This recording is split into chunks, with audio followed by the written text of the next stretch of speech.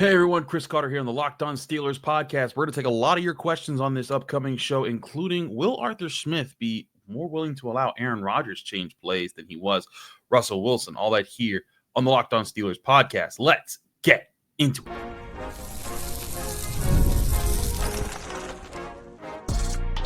You are Locked On Steelers, your daily Pittsburgh Steelers podcast, part of the Locked On Podcast Network, your team every day.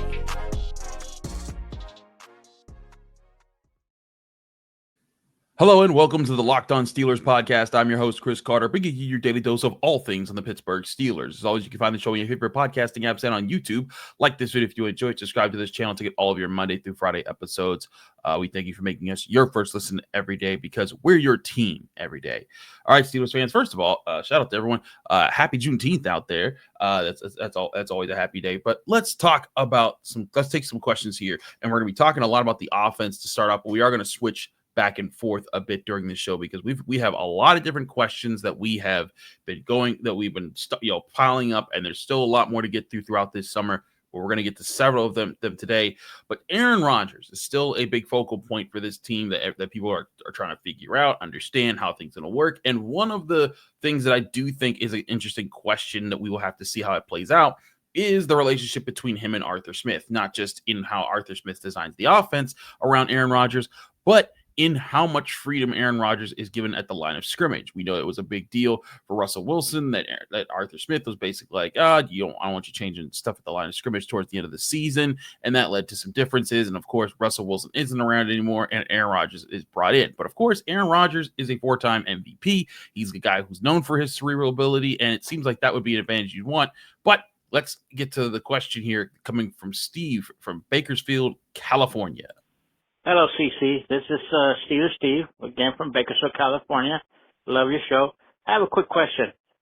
I like that we got Aaron Rodgers. My question was, do you think Arthur Smith's going to allow Aaron Rodgers to be Aaron Rodgers, especially in a 2-minute drill? Aaron Rodgers is a West Coast quarterback. Arthur Smith's not. Let me know what you think about that. Thank you. Love your show. Have a good day. Bye. Thank you, Steeler Steve. Appreciate your question. As always, if you want to call and leave your question just like he did, you can call 412-223-6644. Just leave your name, where you're from. Keep your question under a minute. We'll try to get your question on the show soon. We have a lot of people that have called in and piled up questions. But, Steve, I do think that Arthur Smith's going to yield a little bit to Aaron Rodgers here because Aaron Rodgers is different than Russell Wilson in what either guy brings to the table. Russell Wilson was a step up from where they had been, because where they had been was pretty rough quarterback play across the board. And that's the improvement that you bring that you were hoping with there. You're saying, hey, Russell Wilson, you're coming in, your specialty is the moon ball, hitting those outside the numbers passes and kind of keeping your head to make solid plays in important moments of games, which he did for the most part for most of the season until the end of the season. But Aaron Rodgers is coming in. What Aaron Rodgers is very good at is being able to identify defenses, see what teams are doing, make adjustments, and be able to make really good decisions with the football and put things forward. Now, the Steelers, I think, don't want to concoct or to draw up their entire offense around Aaron Rodgers and make this all about him, because they want this run game to flourish. They drafted Caleb Johnson for a reason. They've been building this offensive line for a reason. They want to be able to have a true balance to this offense. But yes, I do think the Steelers give Aaron Rodgers a bit more space to make adjustments. Now, I don't think it will be, wholesale. I don't think it'll be like, oh, you know what, Arthur, I don't like none of these plays. I'm going to just drop a whole new play in the sand. It's not like Madden, because if you play Madden, you can, every time you call a play, you could basically change like 5 things in 3 seconds. I used to do it when I used to play Madden, but that's not how real football works. What you're probably going to see is Aaron Rodgers come out and have multiple checks, and his ability to use different checks and the variety that he's given will probably be a bit wider. What's a check, you're probably asking? A check is, a simple call at the line of scrimmage. You're like, hey, you know what? When we come out in this formation with, 3 wide receivers, 11 personnel, 3 receivers, a running back and a tight end.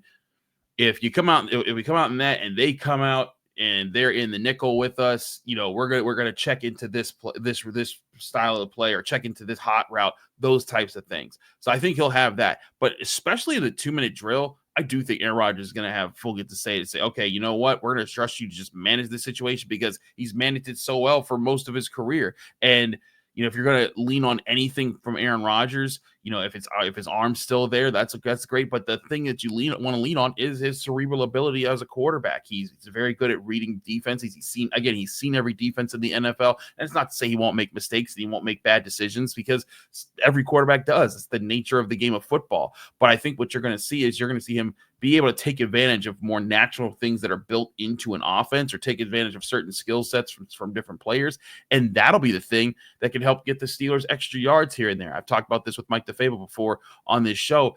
How many times have you seen a guy just get open on a quick slant and not get the ball in the Steelers offense because the quarterback was too busy doing something else? Aaron Rodgers won't have that problem. He's going to not only want to hit those, he's going to identify those a lot quicker than Mason Rudolph, Kenny Pickett, Mitch Trubisky, et cetera, et cetera. And I think that's where you're going to see the Steelers give him a bit more liberty than what was given to Russell Wilson. And also, again, Russell Wilson was brought in to just be that passenger. I think that Aaron Rodgers is being brought in. He's still, a passenger to the big scheme of things. But I think that Aaron Rodgers, with his pedigree and again being a 4-time MVP quarterback compared to Russell Wilson, who I think there's only 1 year where he's even received MVP votes, and it was not nearly enough to be in the final tally of the top three, I think. But I think that they're going to give Aaron Rodgers more leeway, and they should. I think that's why you brought him in. Now, again, you're not letting him completely recraft the offense. You still want to be a very balanced team. You still want to be able to run the ball. And I think you're and Aaron Rodgers has said, hey, I want to be a servant leader. So if he lives up to the expectations or the description of how he sees himself fitting into the Steelers offense, I don't think this will be a problem. I don't think that there'll be much going back and forth between him and Arthur Smith. As I brought up before, if you listen to Diana Rossini and her podcast for The Athletic, she talks to people to Arthur Smith off the clock, and there's a lot of belief that Arthur Smith is going to be able to, he's going to enjoy, crafting an offense specifically around Aaron Rodgers' skill set and adapting things. And he better, because you should adapt to your players each year. But I do think that when you see this, Aaron Rodgers is going to get the liberties, and especially those 2-minute drills. It's going to be like, hey, Aaron, we're going to give you like 2-3 plays, but if we go no huddle, we're letting you rotate through what you need to rotate through. Don't feel like the need to have to sit back and listen to every call that comes through there. We'll give you what we're thinking, but I do think Aaron Rodgers is going to get a bit of say, especially in the 2-minute drills. We're going to take a quick break. When we come back, we got lots of your questions to get to, all here on the Locked On Steelers podcast, including a question about locker room cancers. That'll be next up here on the Locked On Steelers podcast. I'm your host, Chris Carter. Stick with us. We'll be right back. But first, remind you, this show is brought to you by Monarch Money. Ever check your bank account and wonder, where did all my money go? Between dining out, online shopping, and entertainment, it's easy to lose track. That's where Monarch Money comes in, your personal CFO, giving you full visibility and control over your finances. Monarch Money isn't just a budgeting app, it's a complete financial command center. You can track all your accounts, investments, and spending in one place, so you stop just managing your money and start building wealth. Instead of juggling multiple apps, you can use Monarch to check your finances, track spending, and even plan long-term goals. Managing money with your partner is smoother than ever. You can track shared and personal accounts, set goals, and stay on the same page without the stress. To take control of your finances with Monarch Money, use code LOCKEDONNFL at Monarch Money for 50% off your first year. That's monarchmoney.com, code LOCKEDONNFL for half off your first year, only at Monarch Money.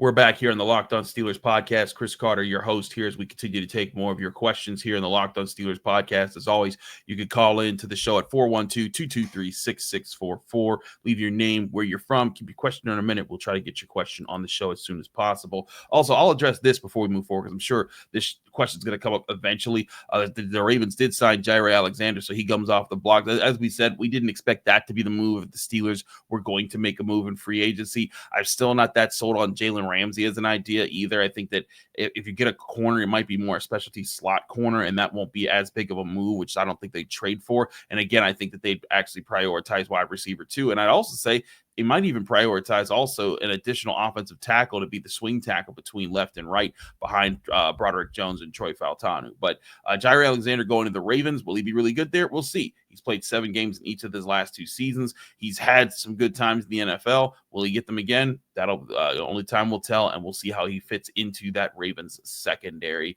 But let's keep the calls going. This next one's also about Aaron Rodgers, but tying in a guy who we thought might be catching passes from Aaron Rodgers, George Pickens. Here's Austin from Indiana, PA. Hey, Chris. My name is Austin. I'm calling in from Indiana, Pennsylvania. My question is about Aaron Rodgers and his locker room presence. I've just seen a lot of people making memes that the Steelers got rid of George Pickens for being a locker room cancer, and then they just replaced it with Aaron Rodgers. I've never been under that train of thought. I understand that he might have some controversial opinions that people don't like, or maybe people are still sour about how long it took him to sign here. But my impression of Aaron Rodgers is that he's a very competitive guy. He's elevated a lot of players in this league, and he's most recently said that he wants to help Will Howard get better. That doesn't really seem like a toxic guy to me. But based on what you know, is there any kind of merit to these claims, or is there anything that we should be worried about? I'd love to hear your thoughts. Thanks. Thank you for your question, Austin. And as always, you can call in like Austin did at 412-223-6644. Leave your name, where you're from. Keep your question under a minute. Also, apologies for listing as Indianapolis, Indiana on the slide there that we used as an image for the call. But Austin, I think you bring up a good point here. But I also think that there's different types of locker room, quote unquote, cancers. Sometimes I think that notion gets overblown, as if this person is completely uncontrollable and he's destroying the locker room. I think where George Pickens was a problem for the Steelers is when you show up late to the Christmas Day game, which we know he did. We've had Mike DeFabo on to talk about it because he literally saw it happen. When you're reportedly late to practice, when you're not following instructions, when you're crashing out on the field, when you're doing those types of things, and it's continuous over 3 years, when it's just the team is just trying to get you to fit in and be a leader, that's where the problem arises. And if that's something that's in your locker room and you're about to pay that long term to be with the team, you can't. Yeah, that's not something that you want to keep around. Now, like for example, Antonio Brown, as we know today, he's wanted for murder and stuff. That's a whole other problem. But Antonio eventually went crazy with the Steelers, but he was very much not that. And there were times that when he did kind of act out, he'd pull himself back in, or someone could pull him back in, whether it was Ben or Tomlin or whoever was talking to him at the time. He'd be able to get it together. And eventually it didn't work anymore. But George Pickens has been given time after time after time and chance after chance to grow up in a way that would make him someone that they wanted to keep around long term. You remember that the Colts game 2 years ago when he didn't block for Jaylen Warren and was called out, and he did make adjustments. He did block from every play. He was much more detailed in his work after that. But then this year, a lot of those same immaturity issues arose again, and I think that's what led to the Steelers being like, we can't afford to pay this guy big money at the wide receiver position, because he's going to be a guy who we don't want, that's going to set a tone for, that kind of attitude is okay. Aaron Rodgers doesn't have those problems. I think where Aaron Rodgers has had some issues is when you look at what happened with the Jets and Robert Saleh and, demands being made, and then, other questions about what's going on in Green Bay. There's rumors of things, but there's never a rumor of Aaron Rodgers not caring and not trying to win and not sticking to the plan and not showing up and giving a full effort. That much I think he always does. And I think that's where if how much you want to believe about Aaron Rodgers' issues, and I think about a lot of this also might stem also from him being in the public light. He's a celebrity athlete, so he's gotten out there for saying things. He's also gotten out there from past relationships with his partners who have spoken out on things. So there's a lot of things about Aaron Rodgers that could be that. But I think the thing is that the things that people might point to and say, oh, that's bad, or that's going to be really bad if they include it, I don't think that they're the things that George Pickens brings to the table, where it's going to be like, hey, that's going to bleed over and it's going to set a tone that you don't need to focus. You don't need to try your best. You don't need to try your hardest in practice. That's what the Steelers had to get rid of. Aaron Rodgers won't be giving that. So I think that's a good observation by you, Austin. Those are not the same things. Now, could Aaron Rodgers still be an issue? Maybe. We'll see. But I give the benefit of the doubt to players that I cover and coaches that cover. I say, okay, let's let them prove who they are before we say who they are. We don't know these people from what they've done, while I've covered them. So that's just how I operate. But let's get to another question. This one comes from Diesel in Pittsburgh, and this one getting back to the wide receiver position. Take it away, Diesel. Hey, Chris, this is your boy Diesel calling. Today I kind of want to talk about the wide receiver room. The quarterback situation is a mess. That's a story for another day. I don't like any of the options. But I want to talk about wide receiver 2. There's a part of me thinks, I know we haven't seen Roman Wilson, but a part of me thinks that Calvin Austin is ready for that step. I mean, I've watched some of the tape from last year. His route running is pretty crispy. He's fearless. I know he's small, but he puts his body out there. He's quick, obviously. But I think he could be pretty nice for us. And I've got high hopes for Roman Wilson. Guy was a dog in college. He blocks well. He can actually run some pretty crispy routes as well, and I think he could be wide receiver 2 by the end of the year. I'm not as down upon our wide receiver room as everybody else, but I just wanted to hear your thoughts. Thanks, buddy. Thank you, Diesel. As always, 412-223-6644 if you ever want to call in and get your question on the show.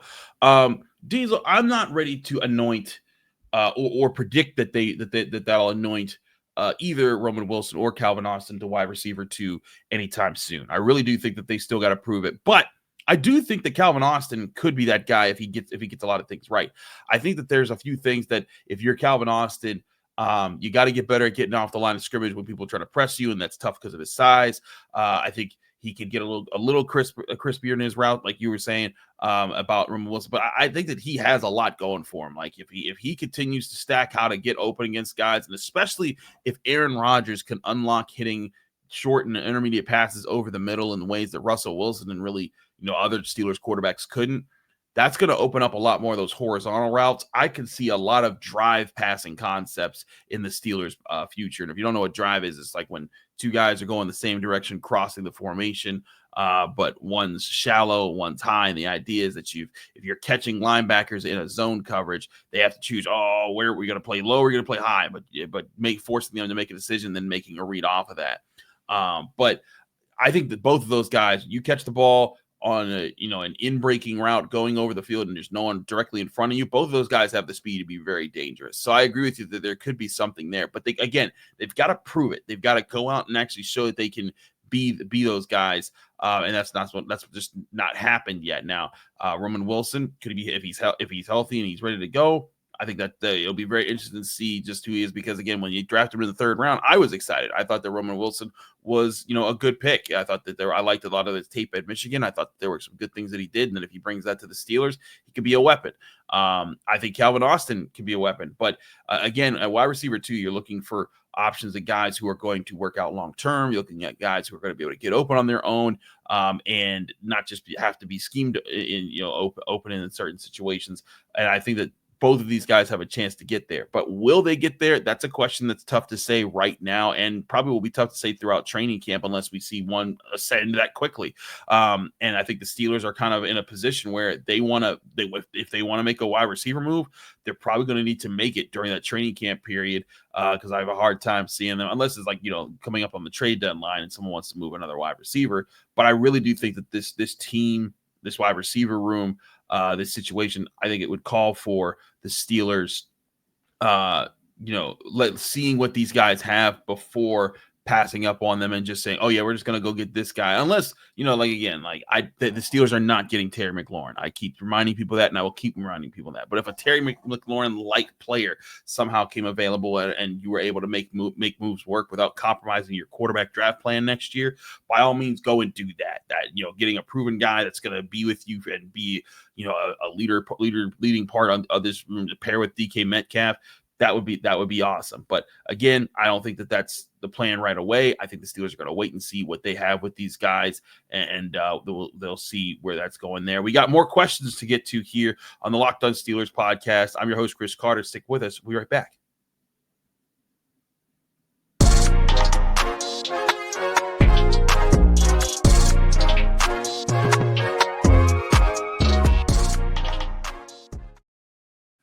Back here on the Locked On Steelers podcast, I'm your host, Chris Carter. We continue our show here, answering your questions here. As always, you can call in to the Locked On Steelers podcast at 412-223-6644. Leave your name, where you're from, give your question under a minute.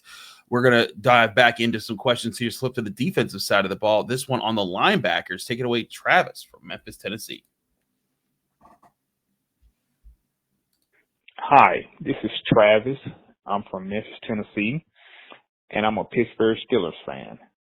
And I wanted to know, do you think that the linebackers that we have right now in the Pittsburgh Steelers, as far as the inside linebackers, do you think that Patrick Queen and Payton Wilson, do you think that combination of two good linebackers, do you think that they'll basically be able to be as good as James Farrior and Larry Foote?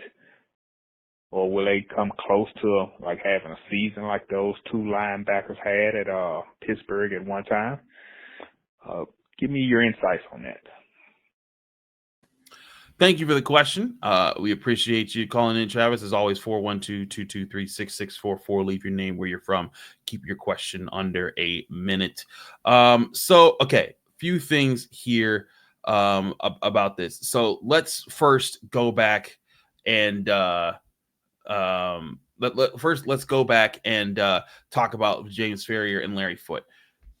They played a different style game. Now, I get what you're saying here, Travis, about probably the importance of these guys more so than the styles, because the styles had to be different, right? James Farrior was a highly communicative and run defending inside linebacker. Larry Foote was like the thumper inside linebacker who could come and bring the boom, but they were both specialized in that and playing in playing that position. Now, the thing is that Patrick Queen and Payton Wilson are completely different from those styles of linebackers, right? And partially because you have to be, because today's NFL, there's so many passing offenses, and there's so much that they try to do to exploit linebackers over the middle part of the field with mismatches, that you need linebackers that can be more versatile. And I think at one point James Farrior was, as he came into his older age, when Lawrence Timmons was starting to get into the fold, he started to not be that guy because he got older. But James Farrior used to be that guy. Both these guys, Patrick Queen and Payton Wilson, are guys that are going to be flying sideline to sideline, helping against the run, blitzing the quarterback, coverage. They're going to be doing that. I think that's where they're different. Now, I will say this: could they develop into, as important of a linebacker duo? That remains to be seen. I think that Patrick Queen has a lot ahead of him that he can prove. I think that he can be better if the defensive front's a little bit better in front of him.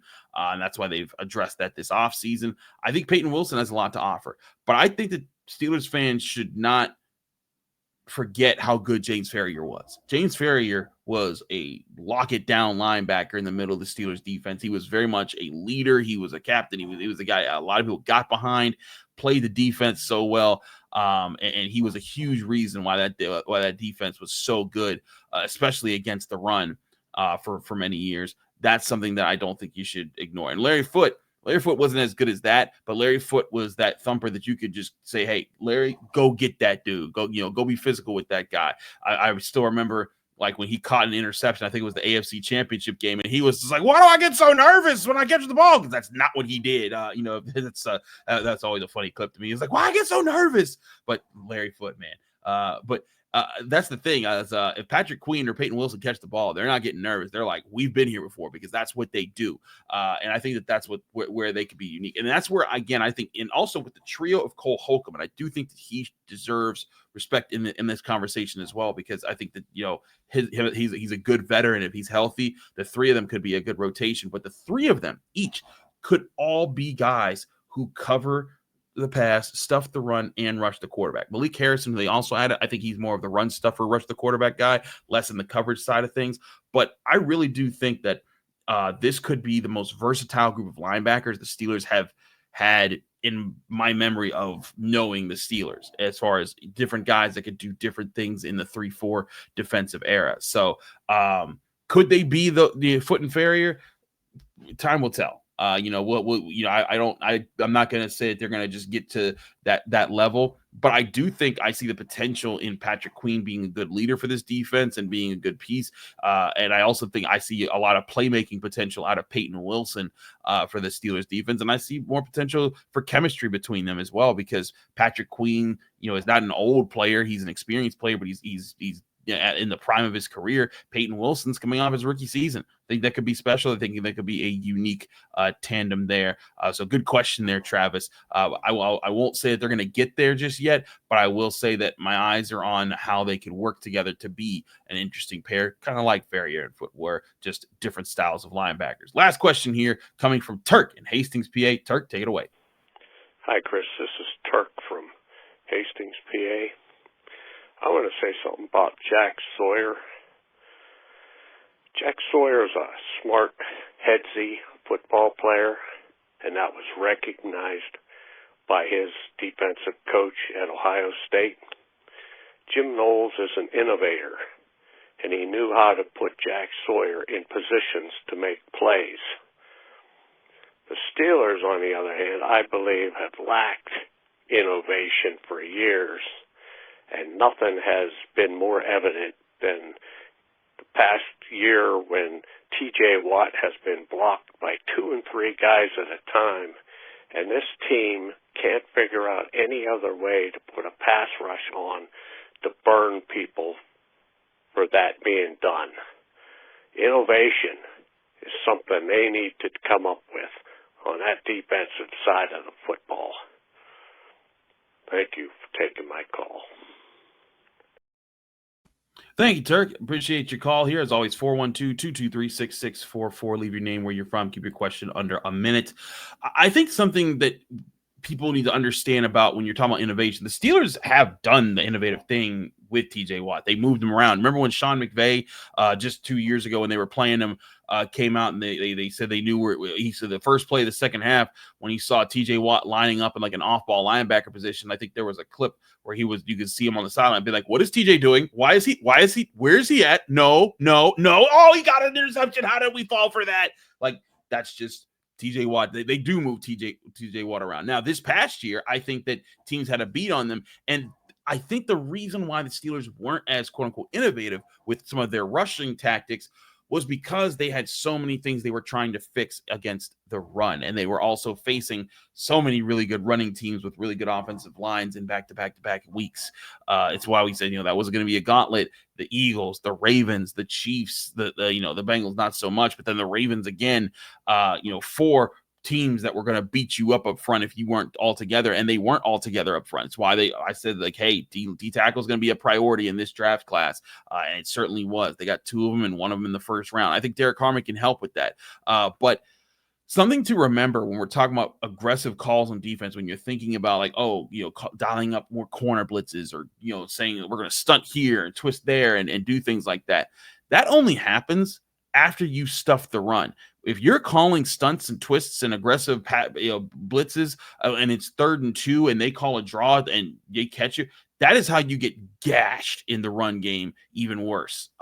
So the key is oftentimes when you're in that situation, you kind of got to stay in your base looks to be a little plain to make sure, hey, we're accounting for all gaps. We're not letting the run break out, but we're trying to keep a balanced look for the run and the pass. The key here, and this is part of what made the Steelers defense so great in the 2000s and parts of the 2010s, was the defense was so good against the run that you were always in 2nd and 3rd and long. And when you're always in that status, it becomes that much more easy to tee off and say, hey, we're going to blitz this way. We're going to come this way. We're going to do this. We're going to do that.